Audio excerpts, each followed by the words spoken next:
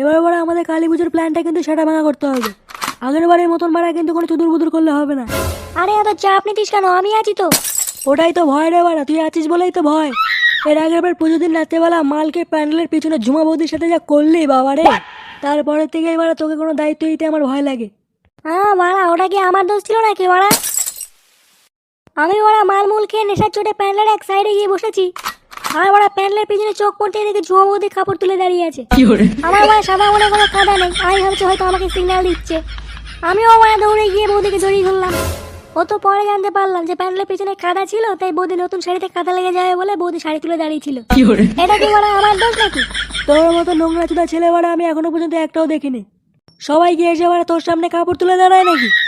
কই বাড়া, আমার সামনে তো কোনোদিন কেউ কাপড় তুলে দাঁড়ায়নি। কোন দিন দেখবি বাড়া তোর দাঁত আমি ভেঙে দিয়েছি।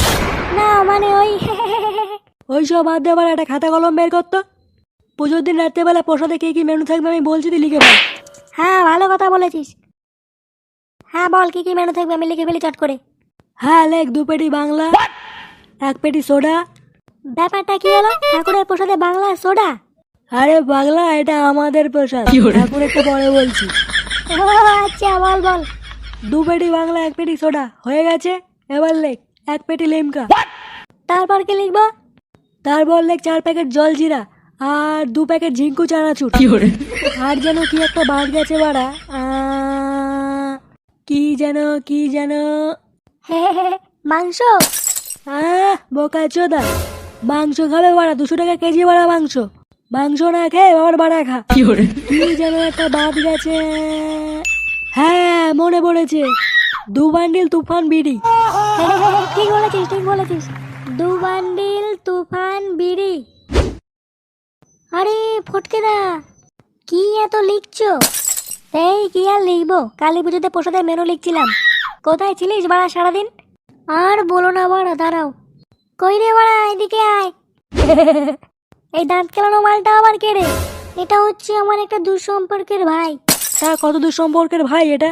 এটা হচ্ছে আমার জ্যাঠার কাকার মায়ের ভাইয়ের। ব্যাস বাড়া, আর বলতে হবে না, বুঝে গেছি। এবার দাঁত পরে কালাবি, এদিকে আয়। যা যা, ওটা আমাদের পল্টুদা, খুব ভালো, যা যা। তোর নাম কি রে বাড়া? মানে আমার নাম ফুটো। আরে সেটা ভাঙা নাম রে।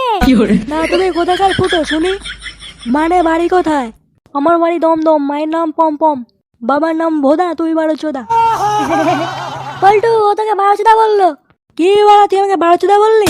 আরে পল্টুদা, ও তোমাকে বারোচোদা বলেনি, আসলে এটাই আমার ভাইয়ের ট্যালেন্ট। ও যে কোনো জিনিস নিয়ে র‍্যাপ সং বানাতে পারে। বাহ, এটা তো ভালো প্রতিভা। হ্যাঁ ভাই, তুই ওই গানটা শুনে পল্টুদাকে, যেটা সকালবেলা আমাকে শোনালি। হ্যাঁ ভাই ফুটো, তুই শোনা দেখি কেমন র‍্যাপ সং করতে পারিস। ওই দেখো বাড়া আসছে ষাট, ওই দেখো বাড়া আসছে ষাট, সরে যা পল্টু, মেরে দেবে গাড়। পল্টু, ও তোকে সার দিয়ে গান বানানোর কথা বলছে। কি বাড়া, তুই আমাকে সার দিয়ে গান বানানোর কথা বললি? হ্যাঁ বোকা চোদা বাড়া। আরে পল্টুদা রেগে যেও না, ও তোমাকে বলেনি, এটাই ওর র‍্যাপ সং। ও তাহলে ঠিক আছে ভাই, পল্টুদাকে আরেকটা র‍্যাপ সং শোনা ভালো দেখে। আচ্ছা ঠিক আছে। রোজ রাতে শুয়ে আমি স্বপ্নে দেখি জীবনটা ভেঙে চুরে আছে আর কি। জীবনের নাম যদি রাখা হয় ভুল, পল্টু তোর পদ মেরে দেবো ফুল। কি রে বাবা পল্টু, কি বুঝলি? ও তোর ফুল পদ মেরে দেবে বলছে। বোকা চোদা, তোর এত বড় সাহস! আবার দাঁত কেলানো মারাচ্ছ বাঞ্চো? হ্যাঁ ওটা র‍্যাপ সং ছিল। র‍্যাপ সঙ্গের গোপাল চুদি বাড়া, সেই থেকে আমাকে অপমান করে যাচ্ছে বাড়া, বাঞ্চো ছেলে। অনেকক্ষণ থেকে সহ্য করছি, বোকা চোদা। ফুটো আজকে শেষ। ভালো রাখন চলছে বাড়া, বাঞ্চো।